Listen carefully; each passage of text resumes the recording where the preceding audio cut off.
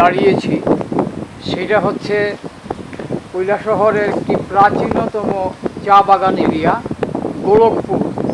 গোলকপুর বাগানের পাশেই একটি কালী মন্দির আছে।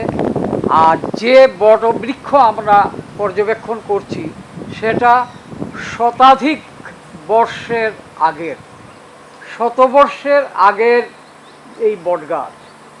এই বটগাছ তার জীবনের ঝুলিতে অনেক অভিজ্ঞতা সঞ্চয় করে রেখেছে।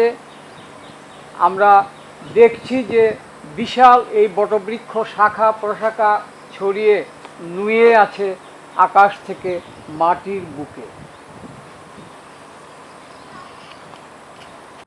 এই শতাধিক বর্ষ প্রাচীন বটবৃক্ষের ছায়া সুনিবিড় নিচে আমরা দেখছি আছে এখানে যাত্রী শেড। এখানে বাগান শ্রমিকরা কাজের অবসরে বিশ্রাম করেন। আর সুনীল আকাশের নিচে শান্ত পরিবেশে বাতাস যেখানে ঝিরঝির করে বইছে, পাখি, গাছ, এগুলো ঘাস, এই পরিবেশ আমাদের আপ্লুত করেছে। বট গাছের নিচে প্রতিষ্ঠিত গোলকপুর কালী মন্দির।